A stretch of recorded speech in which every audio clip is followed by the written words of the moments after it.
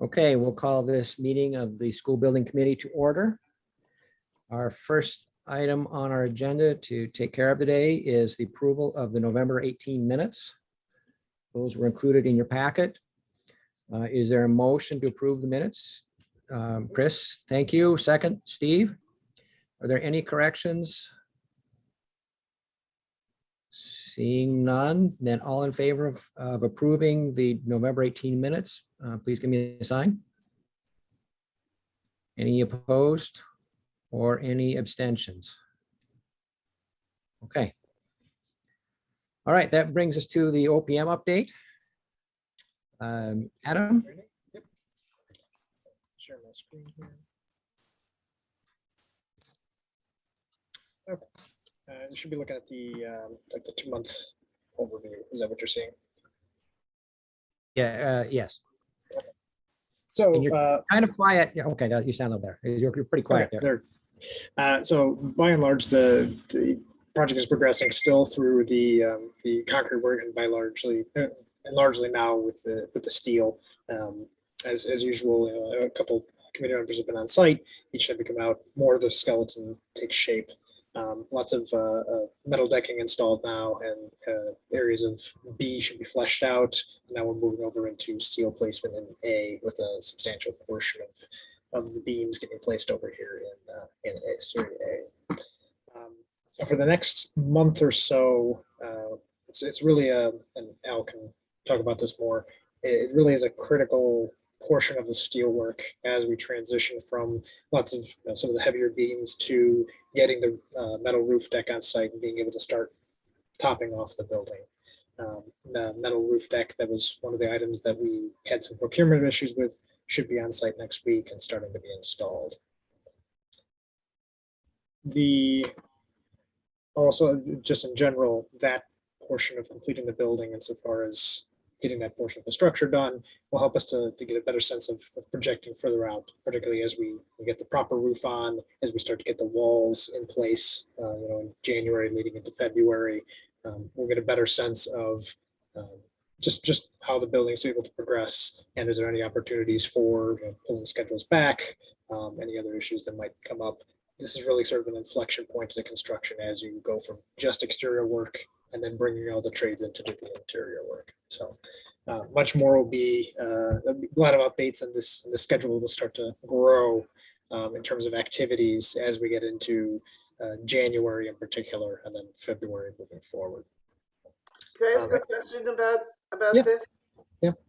The issue of the delay, I thought it was the decking, but I don't remember for sure. Where does that delay show on this chart? So that area is for, there are two different types of decking. There's the floor decking, which there was no procurement to lay on, and there's floor decking installed in the areas of the building that are 2 stories. Those are being put in place as we speak, or they already have been. The metal roof deck was the portion that was causing a delay. So largely that area, those areas aren't shown for some of the locations here because we just haven't gotten to there. For example, area C. For area B, it'd be this glue lambs and roof deck. Basically everything holding up the roof are the activities that those locations are being placed in. So in terms of the delay, so to speak, what that would be something that would come forth from Newfield showing how it impacted the schedule. And then as part of that, what potential avenues do we have to make up that time or accelerate that time with Saturday work or what have you?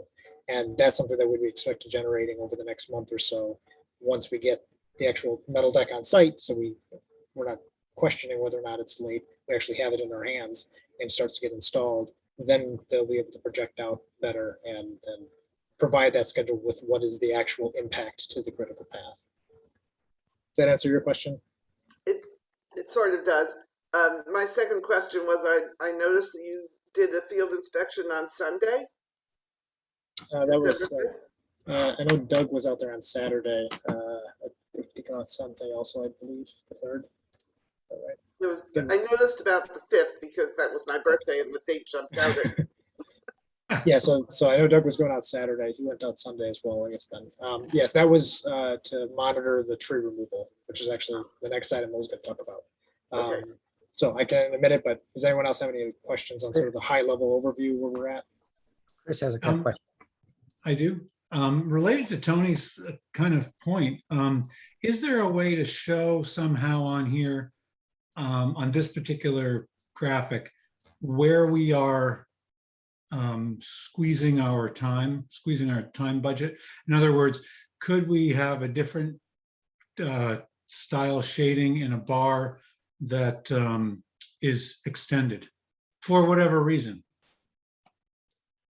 That might be tricky to do. I can take a look. I think I get what you're trying to see. Did this item get pushed out 2 weeks, or is it Exactly. late? Is there that gets a little tricky to keep simple, as I'm sure Al can talk about, because right now what they're doing is they're swapping around work for their original schedule, and a Mhm. lot of that is down at the granularity of individual line items. So, sort of to simplify it in terms of one of these topics, these are kind of aggregated into a whole. So I don't know. I can take a look for sure, because I understand It'd be what the great. desire And, is, but Adam, while you're on that, I want to mention, I took the teachers on a tour that Ray led on Tuesday. And it really is very, very impressive what's going on in terms of making things work, filling in this, just like you said, on a line item basis. It's amazing the intimacy with which Ray knows the job. I'm sure Al similarly so, but it's really very impressive. I'm really pleased to see how resourceful and communicative it clearly is. They clearly are with contractors and so forth. So I think I feel lucky that Ray's on the ground there. yeah, that's been at least my experience, and I think Scott and Richard and Jeff would say the same. That Newfield's been very good about keeping things moving and not just throwing up their hands at the when problems or coordination issues comes to light. So sometimes that makes the schedule a little funky for each line item, but keeping things moving, swapping out activities so that way you can keep the crews moving forward and solving issues before they become issues. So that's been our experience so far, and it's been very nice.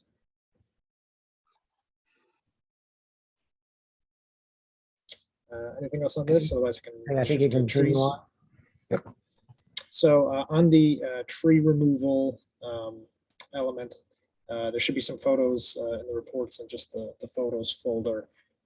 That activity is complete. The contractor J&J Brothers that we had, that the town had retained to do those 70 odd trees that the arborist had identified, they came through last weekend and took care of it in the one weekend.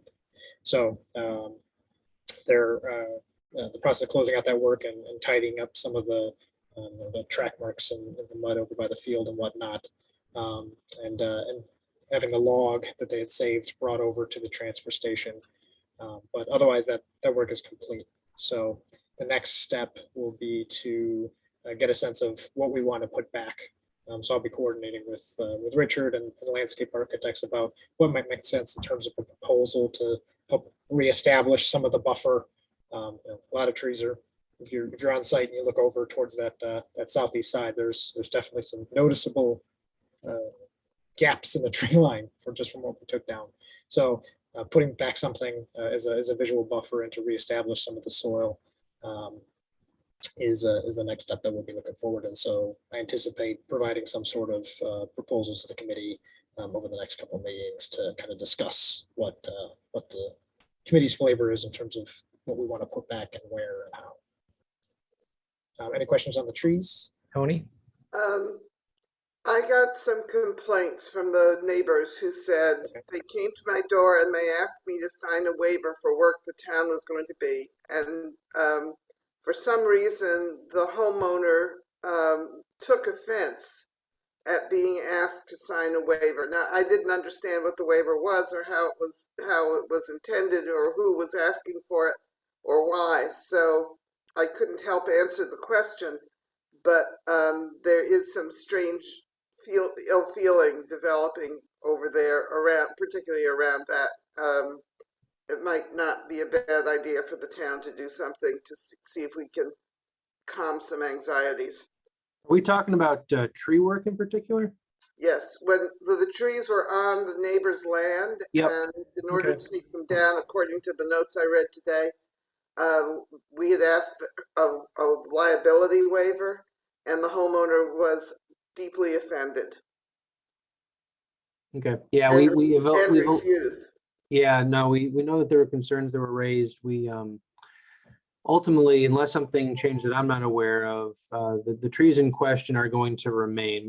They're not really necessary to be taken down from a standpoint of, I guess, protecting our investment. Worst case scenario, Tony, if they came down on the school side of the property line, they might land in the retention pond, but wouldn't really do any damage. So given that there was some, and I didn't talk with the landowner directly, I was reading email chains, but when I read what I read and some of the concerns seemingly getting elevated, it was my call just to tell our tree crews and the folks that were kind of doing the communication just to back off, because I didn't think it was, the juice wasn't worth the squeeze. I think there was a lot of confusion about what we were actually asking for. So. Yeah, I wonder if somebody could go out and have a conversation with somebody and explain what happened and that we did back off. Yeah, no, happy to do that. This is the first, I guess, I was hearing that there's any lingering anything. I didn't. So yeah, now that I know that, we can certainly do it. Tony, for you and the rest of the committee, just for a 5,000 foot overview, we're talking about 2 trees that the arborist had marked, but after subsequent survey work, we found out that it wasn't on town property. So the town was seeking permission to, as a good neighbor effort, take down the trees that were on the neighbor's property. That's where the waiver request came into play, because you had to go and touch what is ostensibly not the town's trees. I know Doug, the construction rep from Colliers, he was talking to each of the neighbors and he spoke with them about this matter. So I also had not heard that there was lingering concerns about it, but that's sort of the background data for that. Any other questions on where we're at with the trees and moving forward? Yeah, I do think, let me just chime in here, and I know, Adam, you mentioned that you're going to be working with Richard, and, as we talked about, not spending the extra money trying to save the undergrowth, because again, I think it would have been money that we would have spent in good faith, and I think a lot of that undergrowth still would have been affected. But I think sooner than later, coming up with a plan to put some additional plantings in and getting that to the neighbors, as expeditiously as we can. Once the building committee's had a chance to vet that, I think that will certainly alleviate maybe some of the anxiety right now, seeing all those trees removed. Yep, I would agree with that.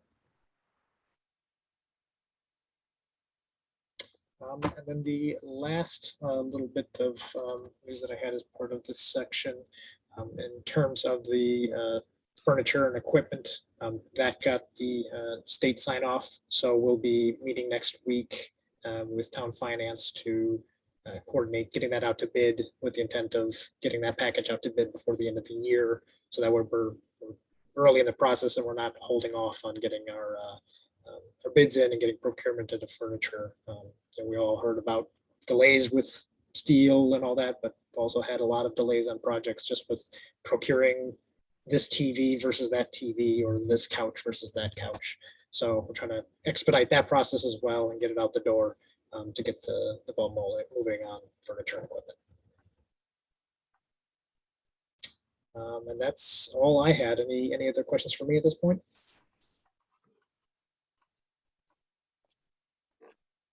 Okay, thank you, Adam. In that case, we can move on to our architects update. Great, thanks very much. So I'm just going to give you an update on one item, and then Jeff is available to address change order questions. I know that there are a number of change orders on this evening's agenda, so I'll let Jeff participate in that discussion. He's very familiar with each of those change orders. But what I wanted to talk about was to give you an update on the shop drawing review process and submittal review process. As I reported in an earlier meeting, I think may have been the last one, that there are 3 subcontract trades that have been difficult. One of which was the light fixture package, the second was the plumbing fixtures, and the third was the playground equipment. And according to Jeff's reviews, I think the plumbing issues are resolved and we have those submissions finished. That leaves the light fixture package and the playground equipment. We did point out previously that the playground equipment proposed substitutions did not quite fit the specifications in terms of the clamps, the connectors, the finish on the equipment. And so far we have not seen a resubmission. Correct me if I'm wrong, Jeff, but I think that's still an open item. And so when we get a resubmission, we will look at it again very carefully to make sure that the proposed playground equipment meets the specifications. There's an additional complication with playground equipment because the state scrutinizes the playground equipment very, very carefully. When we went to plan review of the building, we included the playground equipment in that review. And they have a complete checklist and a review of that equipment. And they want certain documents submitted with the playground equipment. And we have advised the subcontractor who made the submission, look, if you're proposing to do a substitution, you need to make sure you review your substitutions with the state as well, because they are very particular. But again, we haven't heard anything from a resubmission standpoint, so it's that process is currently on hold. We're waiting for that response from the subcontractor. So that leaves light fixtures. Light fixtures have been a difficult matter in determining what is truly an equal. We have roughly 20 exterior light fixtures mounted on poles, mounted on the building, and we have roughly 43 different types of fixtures for the interior of the building. There are a number of manufacturers who make these fixtures, and they're sold to the industry, to tradespeople, electricians, etc., through what they call agencies. Some people call them brokers, some people call them middlemen. So if you want to buy a fixture, you are limited to who you can go to obtain those fixtures. In Connecticut, there are, I think, maybe 5 major players as brokers or agencies. And they're very protective about their territory. They have deals with manufacturers and they intend to sell what they can sell. So the specifications, which are in our documents for light fixtures, use what we call a basis of design. We specify a fixture, a model number, and we tell them this is the example of what we would like to achieve. And then the bidding process starts. Remember, this is a general contractor bid. Your selection of the bidders is based upon one general contract number that you received. And I want to remind the committee that you received very favorable bids. But this is a general contractor method. So this is based upon low bid. When it came to the light fixture submissions, we noticed that none of the manufacturers that we listed were submitted.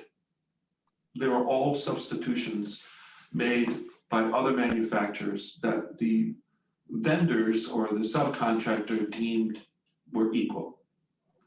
And in that review, which has been going on now for a few months, it's gone back and forth between the subcontractor through Newfield to our office. Jeff has been spearheading that review, and he has rejected fixtures a couple of times.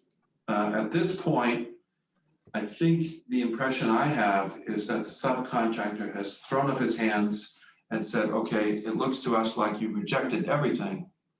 And if you wanted us to provide exactly what you indicated in the basis of design, there's going to be an additional charge. We're trying to avoid that.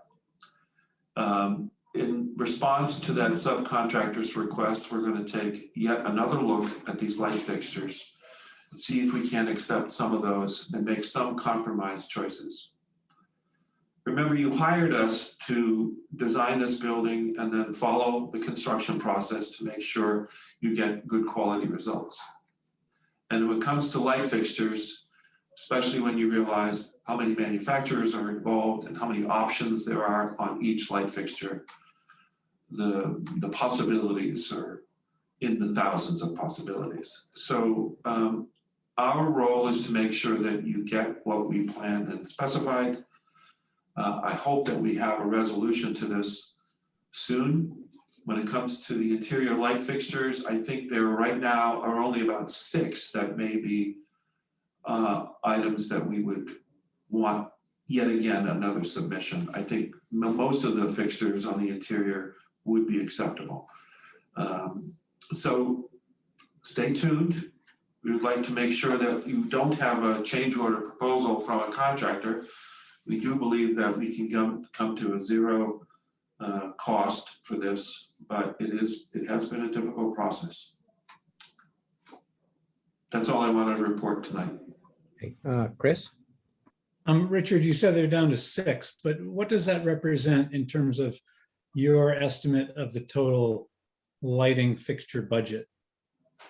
Like 6 is 6 designs, I imagine. How many of those units are you getting of each of those? I don't mean to get that detailed. I'm just curious, what, in terms of the budget or presumed budget, what does it represent? What does the contractor have at stake?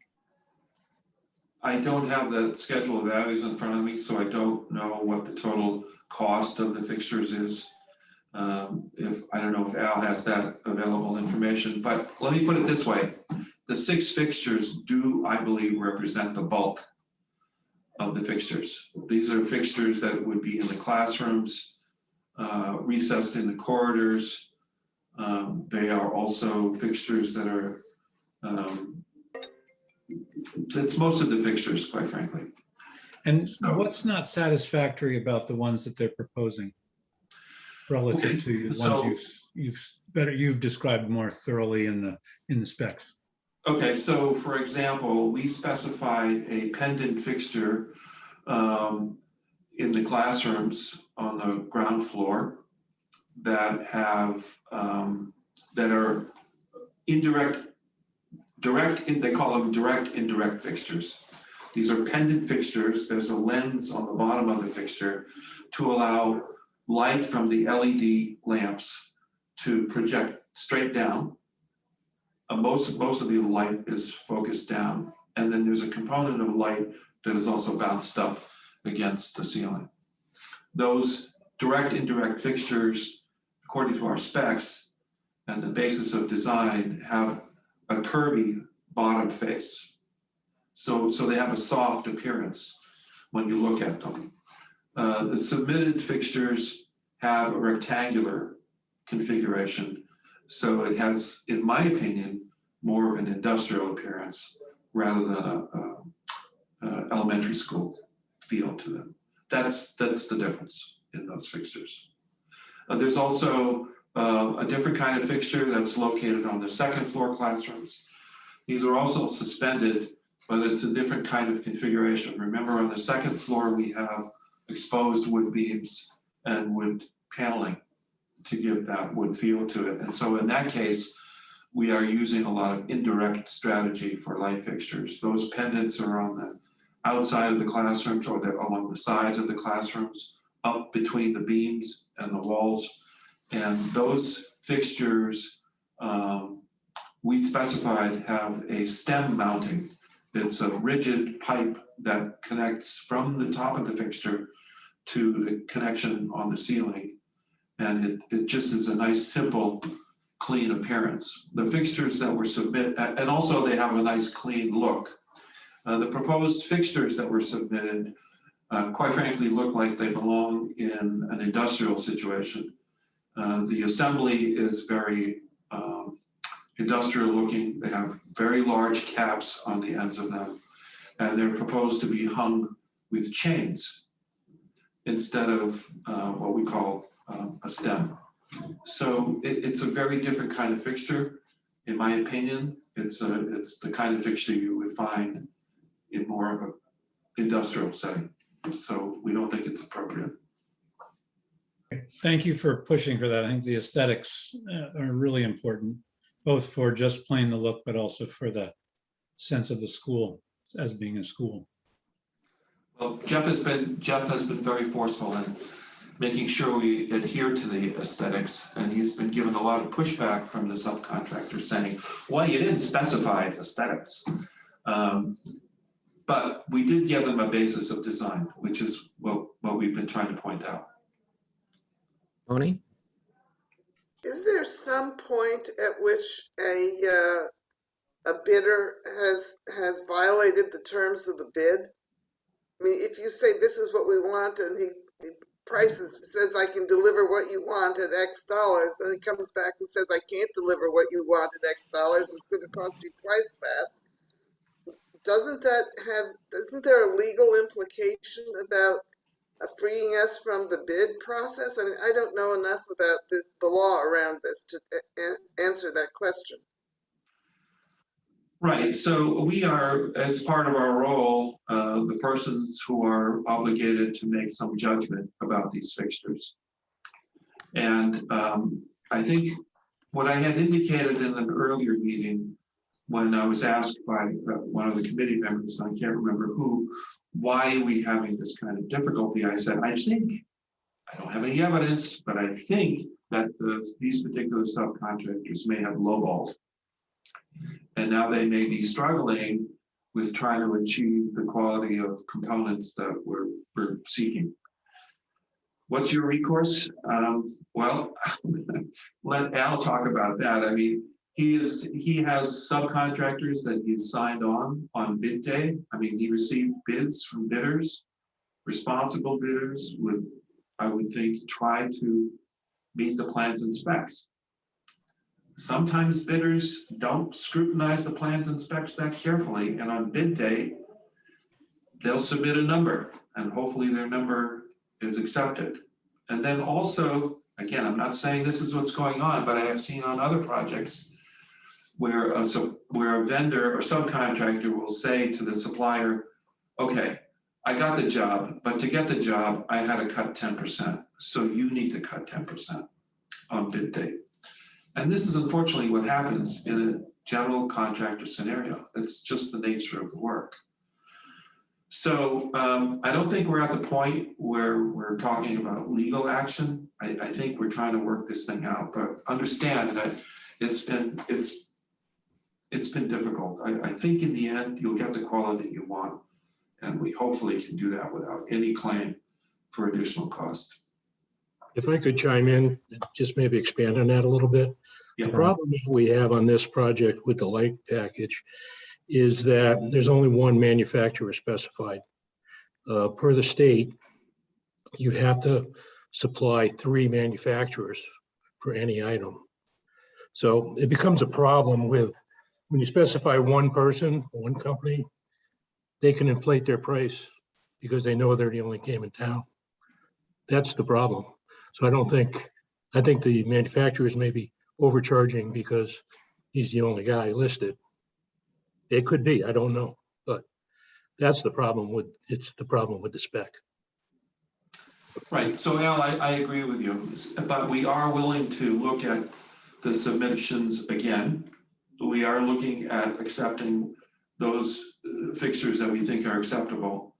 And that leaves roughly 6 fixtures, I believe, that should be discussed further. And we are willing to provide some alternative manufacturers that I think can make a comparable fixture. That's all they want. They just want some competitiveness in their procuring these items. That's all.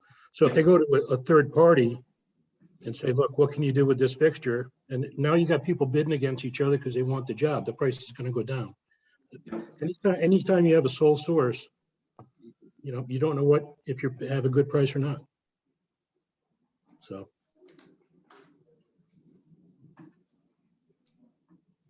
that's why when you go out to bid on GCs, you don't take one guy's price. You know, you get 5, 6, 7 bids and you negotiate with who you want to, you know. I mean, otherwise, the prices would be sky high. Yeah. Chris McNamara? So, Richard, are you at a point now where you can say, we'll consider other manufacturers for those 6 fixtures, or you can't do that yet? We are just at that point. I'm hopeful that by end of week, we can get back to Newfield and say, look, we'll also consider the following manufacturers and model numbers.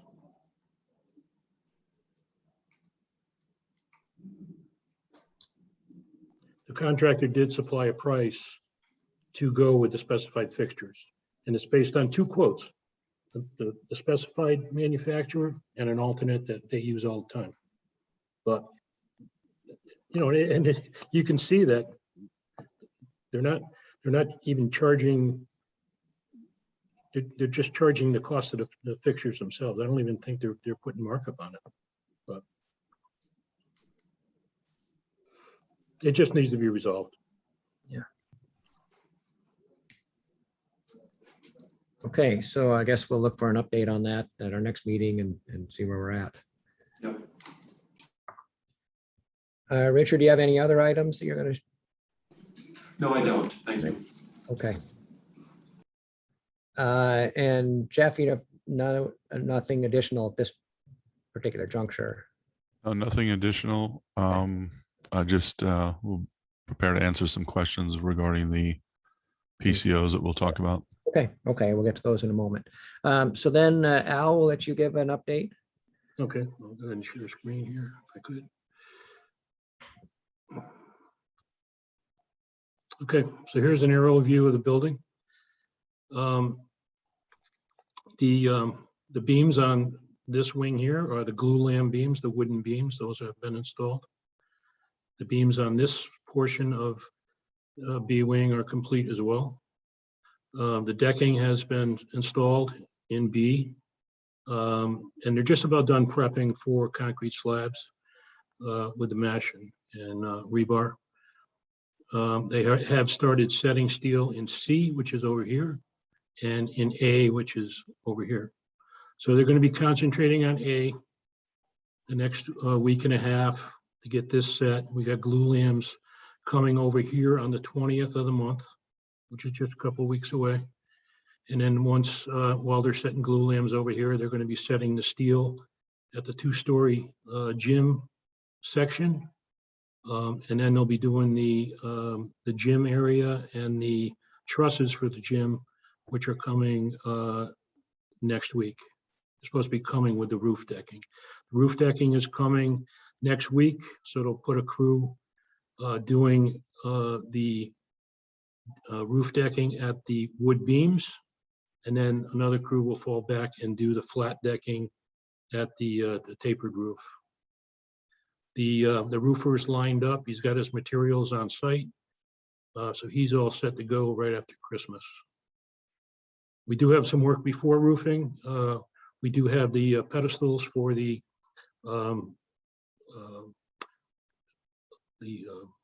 not the LED, what are they? The lighting panels. Solar panels. Solar panels. We have these pedestals that hold the rack for the systems. We have to put the pedestals on first. So they'll be up there as soon as the decking's complete, and then the roofer will go right behind them. And then the AV contractor will begin to finish up his work. And you're still expecting the decking next week? The decking is coming next week. We got confirmation today. Right. As far as concrete goes, they finished the pump house foundation today. They're going to be stripping that tomorrow and getting it ready for waterproofing. Steel, we talked about the geothermal piping. They're doing their horizontal runs and tying into the vertical pump shafts. He should be another few weeks, and he should be in a couple of weeks. We're getting the concrete vault, which has all the connections for the horizontal runs, and then we should be running the 2 8-inch lines to the building. We're doing under slab underground plumbing. Underground plumbing in this area of B is complete. except for this far area up here, and this area in front of B here is complete. They're working in this area back here right now. So in a couple of weeks, all the underground plumbing and utilities will be done, and we'll be prepping that for slabs. The conduits, electrical conduits in the gym have all been run, and they're prepping that slab now for concrete. And that's about it. That's about all. It's really taking shape. Okay, questions for Chris? Yeah, Al, I had understood that it's a different roof decking for the gym, and that's not coming shortly, right? Correct. That is coming mid-January. It's a pretty cool decking. It's meant to be exposed on the bottom, and it has like a finished product on it.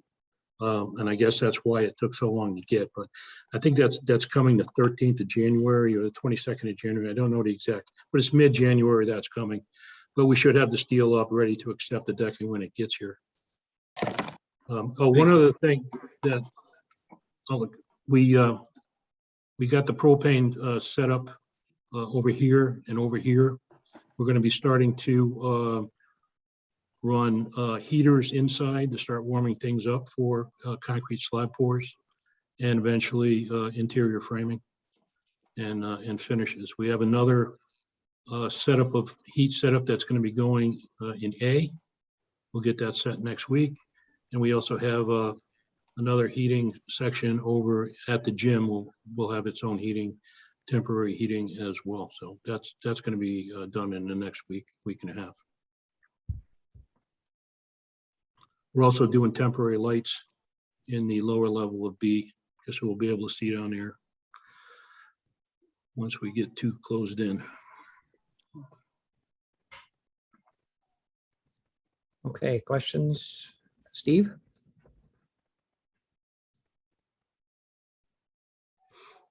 $1 million question. So far, we're still on track.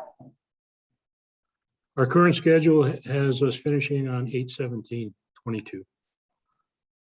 And that's the date we've been using now for a while. I have very, very no experience with commercial construction, but we're 6 months in and we're not framed yet. So I think we're all a little anxious because I know there's a lot of stuff that has to happen on the inside for finishes, but I guess that will be a faster pace than the getting it framed part of this. Yeah, framing goes fairly quickly. But the problem is with the framing, we really can't frame until the slabs are in. Because the framed walls go on the slab on deck. We did look at today, we may be able to frame the lower portions if we install some clips that the studs can rest on until the slab is poured. So we're going to explore that for getting that framed in and heated. Steve, this is Adam. Just to kind of expound on that further. It came up a couple meetings ago in terms of number of people on site, and this is a big site. And there's sometimes only a handful of workers at any one time. In terms of activity, the reason why getting weather tight, as they call it, is such a key milestone is as soon as you get the roof on and the walls on, it really starts to explode in terms of number of crews on there. You have multiple different trades that are running around the interior. So it does ramp up quickly. And you kind of get a sense of that too, in terms of like the pay applications. They'll go from, the first beginning of the job, 6 figures and then $1 million, and all of a sudden it'll blow up to multiple millions of dollars a month because you have so many crews putting in, just throwing in work as they're allowed to move around the interior of the building. But it's this first parts of construction that are seemingly slow, where it goes from nothing and then you get steel and it gets exciting. And then there seems like there's a bit of a lull until really everyone's allowed to get inside the building and you're not afraid of it raining and ruining all the interior work you're doing. And I guess where I'm coming from is in residential construction, getting the lock cleared and then side up and weather tight seems to go really, really fast. You see so much progress and it's quick. And then it's the interior finishes that seem to drag on for forever. And so maybe that's the difference in residential and commercial. You're going to have a lot more crews and they're not going to be jumping or in each other's way because it's such a big building. But I'm just, I guess, getting anxious that we're 6 months in and we don't have the steel up yet. And we only have 8 months to go. So we're almost halfway through. But I trust Al, and I'm very encouraged by Chris's comments that the site visit this week went great. So, and the pictures look great. So cautiously optimistic. Tony? I have a question about weather. I know you're pouring concrete and you're heating the interiors and the slabs. Are you going to, if we have a hard freeze for a couple of weeks, is that going to delay anything? It depends. We need to keep the deck at a minimum of 40 degrees for 3 days, which won't be a problem if we heat below the deck. We can definitely heat that up to 40 degrees, no problem. The slab on deck, unfortunately, is exposed to the weather right now. There's no roof decking, so it is susceptible more to weather than the slab on grade is. Once we pour the slab, usually the daytime temperatures are 40 plus. It's the overnight temperatures that we have to maintain 40 overnight as well. So if we can pour the slab in one day, and it's going to be 2 days for this section B because it's such a large section. So half of this section of B will be poured. They have a water membrane barrier that goes on. It's a physical barrier, like a curing layer, and then they put blankets on top to keep the heat. The slab itself is hot. The concrete is curing, and it creates heat on its own. So we put blankets on the top. It keeps the top of the concrete over 40, and we have to maintain 40 under the deck. So as long as we have a good day to pour all day, because it's a very long day. It's 8 to 10 hours of pouring concrete and finishing concrete, and then it's 5 or 6 hours of putting the blankets down to keep everything, warm for the day. So, yeah, it is susceptible to weather, but I don't think there'll be a major problem unless we get, a foot of snow. Well, I hope we don't. I mean, I love snow, but this year I'll wait. Right. Yeah. Chris McNamara? Hey, Al, I have about 8,000 square feet of blankets if you need any extra. They were left over from a job and the guy never took them, so, Really? yeah.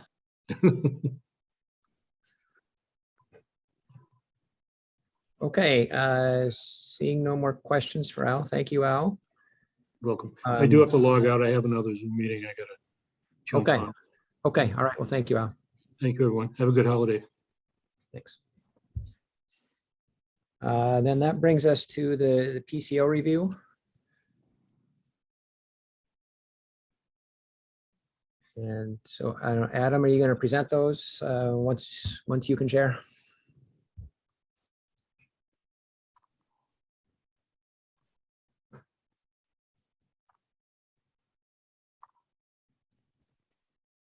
Adam, you're muted. Thank you. All right, so there's 4 PCOs on the docket tonight, starting off with PCO 25 for $813 for kitchen clarifications. Jeff, you want to touch base on what this entails? Yeah, basically these items happen when we're coordinating the kitchen with some of the equipment and the drains, because we have a kitchen consultant and we have a mechanical, electrical, and fire protection consultant. And when we started coordinating, we noticed that certain things needed to be adjusted, eliminated, or added. So in the end, it had to do with some wiring, circuit breakers, which connected to the combi oven, the dishwasher, and booster heater. So it was basically just relocating, positioning, adding circuit breakers or moving circuit breakers to accommodate the equipment.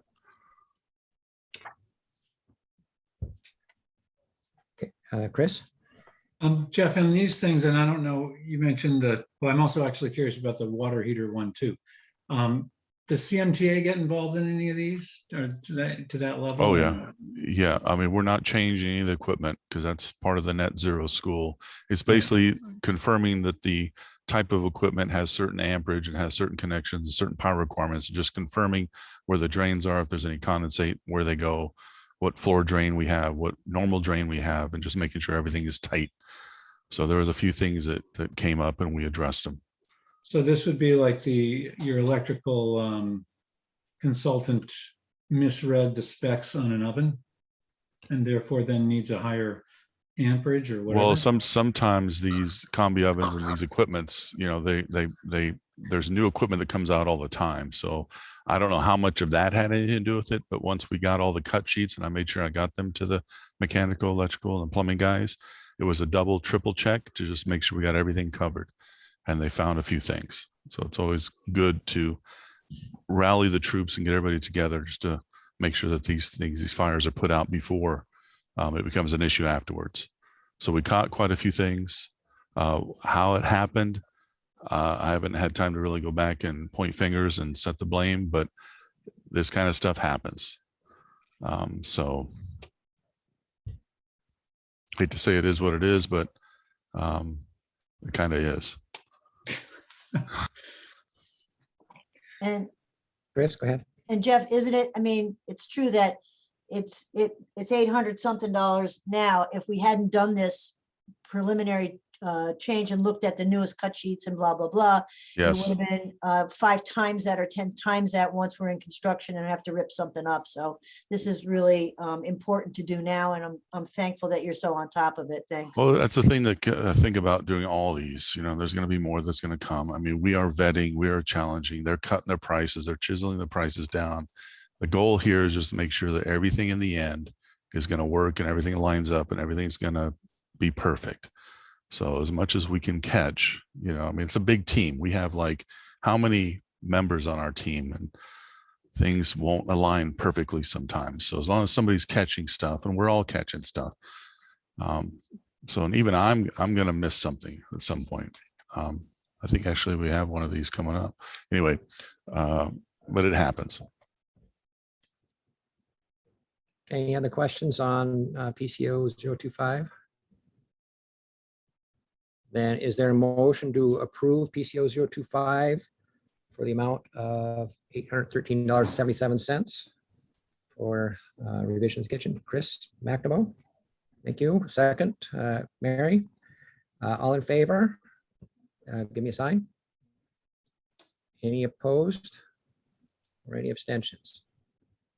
Okay. All right, so PCO 040.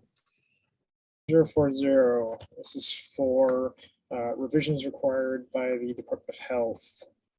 It's an amount of $19.53 and 3 cents. And Jeff. what's the, Jeff, This is what are the nature of the revisions? Yeah, basically the Department of Health did a thorough review, and they wanted to make sure that we had a vent that went up all the way through the roof and had a hook on the top for the domestic water tank. And then they wanted us to, let's see, add a valve, inch and a quarter valve and cap for future irrigation.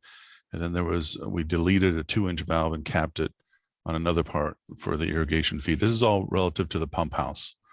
So these are primarily due to the review from the health department. Belts and suspenders. Okay, questions?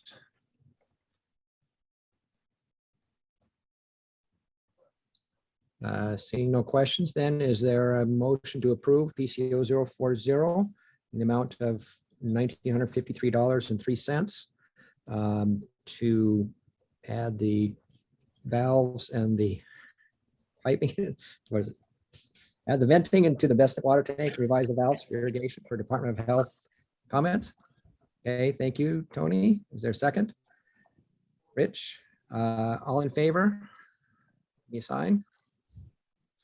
Any opposed or any abstentions? Okay, thank you. Then Right. PCOs 041. So 41, amount of $17.76 and 60 cents. This is for adding a ceiling receptacle in the sensory room. Yeah, this has to do with the this particular piece of equipment, which is a fiber optic waterfall, which hangs from the ceiling grid, and it requires power to be high on the wall because it only has a 6-foot power cord, and so we need to add a receptacle for this. And what we're going to do is the ceiling tile next to where this is, because this element actually replaces one ceiling grid component. So we'll have to have the outlet in the ceiling grid just next to it to power this really fancy, interesting waterfall. It's a fiber optic waterfall in the sensory room. Any questions? Steve? Yeah, I'm fine with this, but question about the further on in this particular change order. And I should have brought this up at the last meeting regarding the last change order for electrical issue.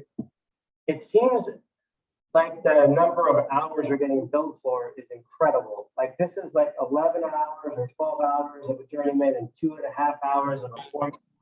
So almost 14 hours for one outlet. I don't know if that's like an industry thing, like just for something that hasn't even been constructed yet, like if you had to take an outlet out and redo it, or, you know, then I can understand, but for, I don't know. And the last one where we voted last week for $11,000 for the 4 outlets, it was 45 hours of work in that. And so I guess my question is this part of the electrical contractor trying to pad their shortfall for not getting the right fixtures spec up more money so that they can afford to get the right fixtures? It seems like these are really expensive upgrades. I think we need them, but it seems like a lot of extra hours getting built here. I can try to answer that question, Steve. And I believe the question came up previously in another meeting. But this particular electrical item has to do with some new equipment that was added during the furniture and equipment reviews by staff. So it's a new item. It's not a missed item. It's an additional item. But your question about the rates that you're being charged is fair. And what we do is we review these. We send them to our electrical consultants.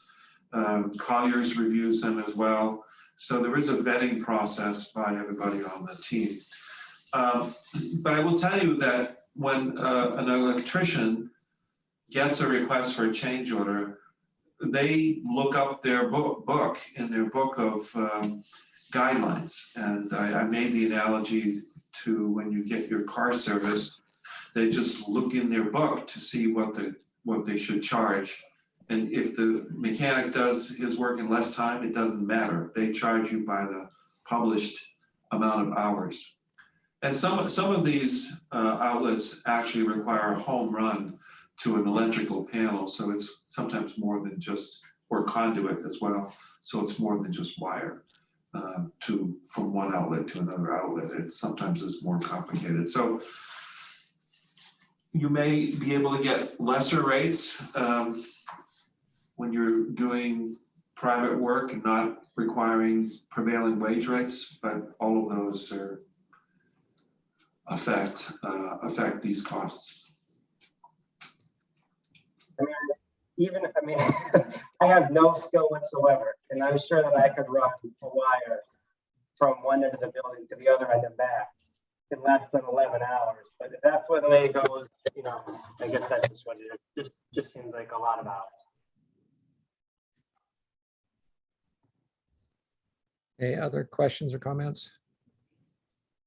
I can't agree more in terms of the absurdity of this. You know, one outlet, fine, it has to be a home run, and oh yeah, it takes 38 minutes to relabel the panel.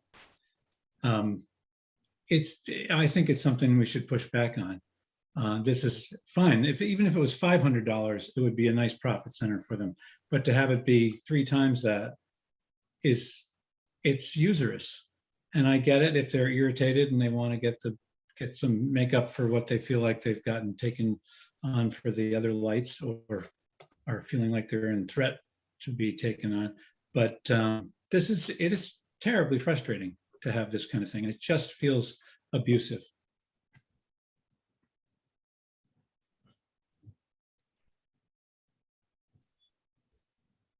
Okay. Is this, I mean, is this even the same contractor as is doing the lighting? Yes, it's the same electrical contractor. Actually, Adam, this is a question for you. I mean, I understand Richard's explanation. I don't call it reasons for it being the price, just the explanation for that being the price, or at least how they come up with it. What do you think in the world of reality of a single plug costing almost $1,800, tax-free, but still costing almost $1,800? Is this healthy? I mean, is this normal? Don't answer that part. Is this appropriate? So we don't put anything, either, Jeff or myself or the electrical engineer. When it comes to the committee, we wouldn't put it before the committee if we thought there was something inappropriate going on. And that's what our reviews are for. And there are many that don't see the light of day, or when they come to the committee, they've been hacked and slashed and redlined to eliminate some of the chaff and some of the doubling up and the why does this number not match that number. So it gets down to the level of eliminating the discrepancies that might be just someone waving their hand over a piece of work and not getting credit where credit is due for work that was already paid for, or overestimating quantities. And so things like home runs and how difficult the path might be do get taken into consideration. So it might colloquially seem, it's one outlet, but if that outlet needs to go through the entire building and through an area where it needs to reconfigure what's going on with the nest of outlets, it can get complicated. So by the time it makes it to the committee, we've had 5 people that you've retained to look at it for you say, yes, this is acceptable in our view for the committee to approve. It might seem expensive, but in the scope of this work, that appears to be a fair and reasonable cost for the work that's being requested. Adam, I was so hoping you were going to say that you're still banging your fist on the table and demanding better. Oh, well. Chris McNamara? And isn't this why we have in the construction of any building, especially one this big, the contingency that we have? I mean, these are the kinds of things that come up that you can't predict. And that, like you just said, Adam, 5 trades need to look at that to make sure it's going to meet the needs. It's not just one guy running a wire. It's all the other people that have to look at it and change drawings and make sure that things are written down in a way that Al can install it properly. So, but this is why we have contingencies. No one ever expects to save the money that's in the contingency. It's almost a given that you might save a few bucks, but you're going to spend it. And that's why we have it. And I'm thankful we have a generous contingency on this project. Steve again? To be clear, I'm not at all upset with Colliers or TKSP. Richard's done a fantastic job. And I'm not saying that this is not necessary. I think it is, and I think we should definitely do it, and I'm going to vote for it. I think if there's any way of putting this particular contract on notice that like these things don't seem right, and I guess it's just going to have to be a differing of opinion. Like I think in this particular one I read, it was 44 feet of wire that they had spec'd out. So it's not an egregiously long 300-foot run or anything like that. So I'm going to keep pushing back on these things that I think are ridiculous. I'm going to vote for this one, and I voted for the last one. But I think that the electrical contractor should realize that we're scrutinizing his quotes because it doesn't feel right. And to your point, many of these go through 2, 3, 4 reviews, which is why on some of the dates, they might not get to the committee until a month or 2 later, because they're on their 3rd revision, because we keep sending them back for being inappropriately high or not being calculated enough in terms of what the scope actually is. And you don't get to buy a whole roll of wire if you only need a little bit here or there, that kind of thing. So Yeah. Checking on that for us, so thank you very much. And I'll Okay. just say, part of my point is you can review this 16 times, but if you use Richard's cited standards, then you're never gonna correct it. It's never gonna become reasonable. Anyway, done. But I'm with Steve on, yeah, let's just keep going. Okay, well, then on that note, is there a motion to approve PCO 041 dated 11/29/21 in the amount of $1776.60 to add a ceiling receptacle? Chris, thank you. Second. Tony, thank you. All in favor? You sign? Any opposed? Or any abstentions? Okay. All right, and that brings us to our last one. this one, PCO 44, $6,789.18 for concrete infill and attendant waterproofing changes, etc. Yeah, so this relates to, I'm not going to sugarcoat this at all. We have an exterior elevation that shows where the grade is, where the foundation is, where the windows are, and where the zinc panels are. Because we're working in a certain kind of software, the three of us, the consultant, structural, mechanical, electrical, fire protection, plumbing, and the architectural all work in a 3D parametric modeling tool called Revit. Our civil landscape team members work in a civil 3D program. So basically there was a small section, which I call a nib wall of concrete that we needed to add because it was up against the grade. So we are adding area of concrete down by the music classroom up against the grade just to ensure that there is no water or any potential leakage into that classroom at all. And so we replaced the metal stud framing with concrete in that area just to assure that that doesn't happen. We also introduced some 3-inch rigid polyiso insulation on the inside of that wall to make sure that it's going to be, frost resistant, cold air resistant, and water resistant. So there will be some waterproofing that's going to go on that as well. Okay, questions? Same question here, Jeff, at CMTA. Do they look at this, or do you just follow the same sorts of whatever procedures, or follow their specs as in the past?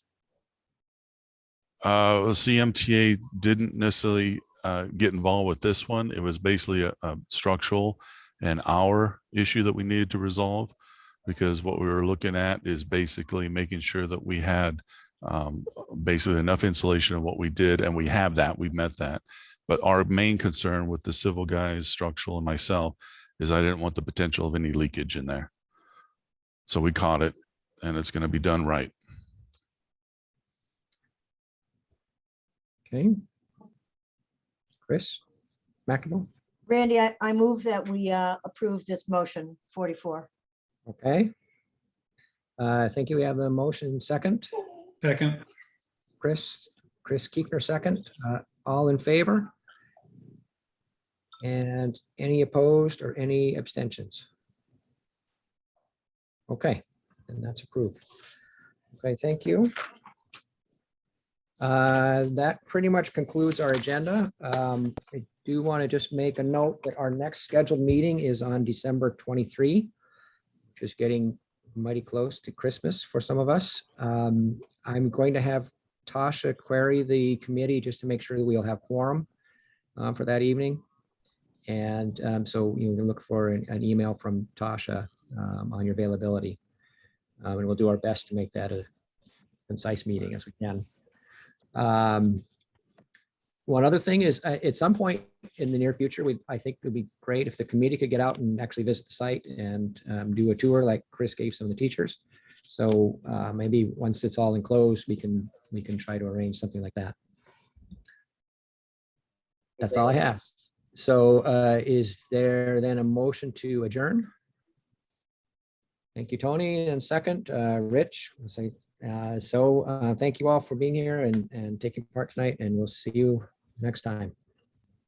Thank you, Randy. Thank you. All right, everyone.